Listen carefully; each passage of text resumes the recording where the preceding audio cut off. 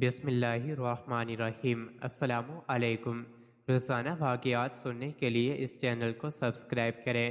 ایک بار امام احمد بن حنبل رحمۃ اللہ علیہ سفر میں تھے۔ ایک قصبے میں رات ہو گئی تو نماز کے بعد مسجد میں ہی ٹھہرنے کا ارادہ کر لیا۔ ان کی عاجزی و انکساری نے یہ گوارا نہ کیا کہ لوگوں کو اپنا تعارف کروا کر خوب آؤ بھگت کروائی جائے۔ مسجد کے خادم نے امام صاحب کو نہ پہچانا اور ان کو مسجد سے باہر نکلنے کا کہا۔ امام صاحب نے سوچا کہ مسجد کے دروازے پر سو جاتا ہوں، لیکن خادم نے وہاں سے بھی کھینچ کر نکالنا چاہا۔ یہ تمام منظر ایک نانبانی نے دیکھ لیا جو مسجد کے قریب ہی تھا۔ اس نانبائی نے امام احمد بن حنبل رحمۃ اللہ علیہ کو اپنے گھر رات ٹھہرنے کی پیشکش کر دی، جبکہ وہ امام کو جانتا بھی نہیں تھا۔ امام صاحب جب اس کے گھر تشریف لے گئے تو دیکھا کہ نانبائی کام کے دوران بھی کثرت سے استغفار استغفر اللہ کہہ رہا ہے۔ امام نے استفسار کیا، کیا تمہیں اس قدر استغفار کرنے کا پھل ملا ہے؟ نانبائی نے جواب دیا، میں نے جو بھی مانگا اللہ مالک الملک نے عطا کیا، ہاں ایک دعا ہے جو ابھی تک قبول نہیں ہوئی۔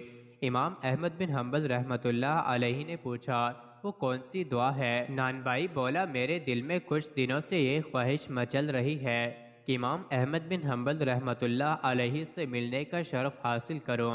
امام صاحب فرمانے لگے، میں ہی احمد بن حنبل ہوں۔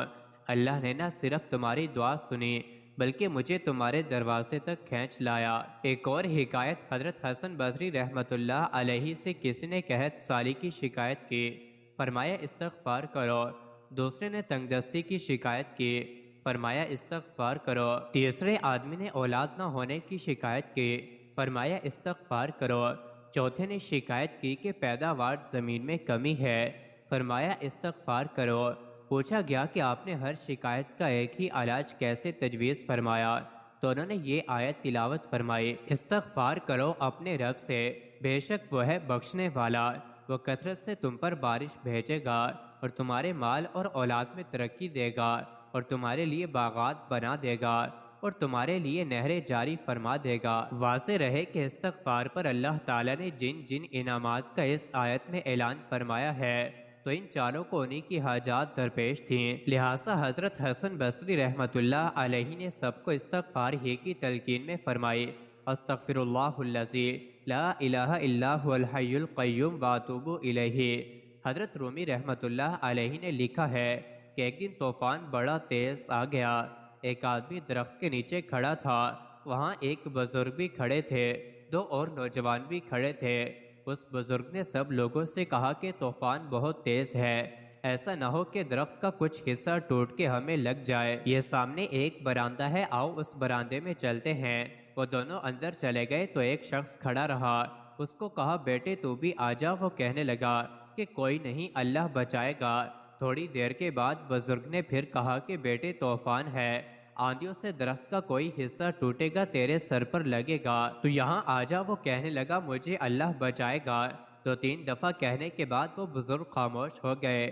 تھوڑی دیر بعد ایک آدمی وہاں سے گزر رہا تھا، اس نے گزرتے ہوئے کہا کہ بھائی برآمدے میں چلا جا، طوفان تیز ہے، کوئی چیز تیرے سر پر لگ جائے گی۔ وہ کہنے لگا نہیں، اللہ بچائے گا۔ وہ گزرا ایک اور شخص آیا، اس نے بڑے پیار سے کہا میں پیچھے سے ہو کے آ رہا ہوں، طوفان بہت تیز ہے، آگے میں نے درخت گرے ہوئے دیکھے تو اندر چلا جا۔ وہ کہنے لگا مجھے اللہ بچائے گا۔ ایک تیسرا شخص آیا، اس نے بھی کہا، لیکن وہ وہیں سے نہ ہٹا، وہ شخص آگے بڑھا ہی تھا کہ طوفان کا تیز جھٹکا آیا اور ایک بڑے درخت کا موٹا سا تنا اوپر سے زور سے گرا اور اس کے پیچھے سر پہ لگا تو دھڑام سے زمین پر گرا، سر پھٹ گیا، روح پرواز کر گئی۔ وہ جو دو نوجوان بابا جی کے پاس کھڑے تھے وہ کہنے لگے کہ بابا جی ایک مسئلہ تو سمجھائیں، اس بندے کا توکل اللہ پر اتنا مضبوط تھا، چاہیے تو یہ تھا کہ اللہ اسے بچاتا، لیکن یہ تو مر گیا۔ تو بزرگ کہنے لگے کہ بیٹے تم نے غور نہیں کیا، وہ جو میرے سمیت چار بندے اسے سمجھانے آئے تھے وہ سارے اللہ نے ہی بھیجے تھے۔